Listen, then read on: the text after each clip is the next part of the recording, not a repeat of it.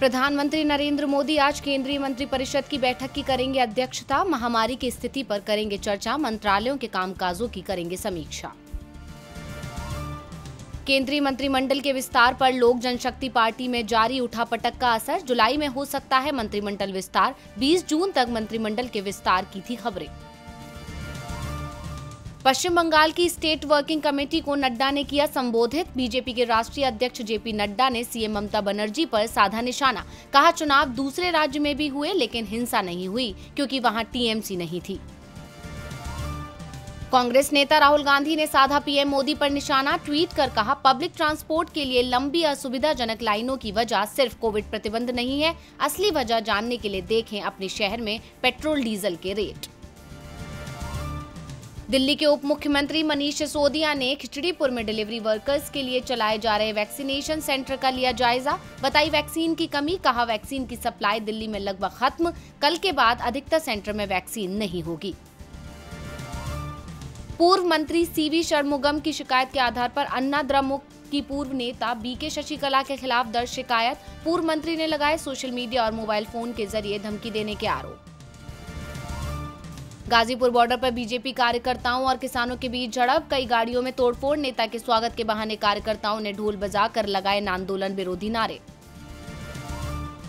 Delhi police ने Twitter पर कसा शिकंजा। दिल्ली पुलिस के साइबर सेल ने माइक्रो ब्लॉगिंग प्लेटफॉर्म ट्विटर से बाल यौन शोषण सामग्री प्रसारित करने वाले खातों का मांगा विवरण। यूपी के ADG law and order Prashant Kumar संभालेंगे यूपी डीजीपी का कार्यभार। जब तक डीजीपी का नाम फाइनल नहीं होता तब तक रहेंगे डीजीपी। मशहूर शायर मुनव्वर राना ने जताई अपनी हत्या की आशंका। भतीजे पर लगाए आरोप। कहा, मेरे भतीजे हत्या की साजिश रच रहे हैं। पुलिस को किया सतर्क। चीन को सबक सिखाने के लिए अमेरिका की नई नीति। अमेरिका ने पास किया the United states innovation and competition act 2021 bill. अरबों डॉलर की नई रणनीति की तैयार। इटली के मटेरा में G20 विदेश एवं विकास मंत्रियों की हुई बैठक। विदेश मंत्री एस जयशंकर ने खाद्य सुरक्षा को रेखांकित करने के लिए की इटली की सराहना। समकालीन चुनौतियों को लेकर साझा किए विचार। मोदी की तस्वीर को लेकर घिरी लेबर पार्टी। कंजर्वेटिव पार्टी के नेता और ब्रिटिश पीएम बोरिस जॉनसन और पीएम नरेंद्र मोदी की हाथ मिलाते हुए तस्वीर वायरल। इमरान खान ने लगाया अमेरिका पर आरोप। अमेरिका और अन्य पश्चिमी देश चीन के साथ दोस्ती को कम करने के लिए पाकिस्तान पर बना रहे दबाव।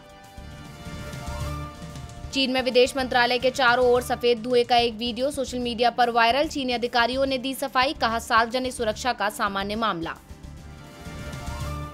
नागरिक उड्डयन महानिदेशालय ने अंतर्राष्ट्रीय वाणिज्यिक उड़ानों पर 31 जुलाई तक प्रतिबंध बढ़ाया। निर्धारित विदेशी उड़ानों पर प्रतिबंध 15 महीने के अंतराल के बाद 30 जून को होना था खत्म। ग्रोफर्स में हिस्सेदारी पाना चाहता है जोमेटो। 10% हिस्सेदारी पाने के लिए $100 मिलियन का किया निवेश। प्रस्तावित निवेश 7 वर्षीय स्टार्टअप ग्रोफर्स को देता है महत्व। नम आंखों से दी मंदिरा बेदी ने पति डायरेक्टर प्रोड्यूसर राज कौशल को विदाई। अंतिम विदाई में सेलेब्स ने पहुंचकर बंधाया ढांढस। बेबाक बयानों से चर्चा में रहने वाली एक्ट्रेस तापसी पन्नू ने कंगना रनौत की गैर मौजूदगी में फिर दिया बयान। कहा, कंगना एक अच्छी एक्ट्रेस है, इससे ज्यादा कुछ नहीं। तीखे बयानों के चलते कंगना का ट्विटर हुआ था सस्पेंड।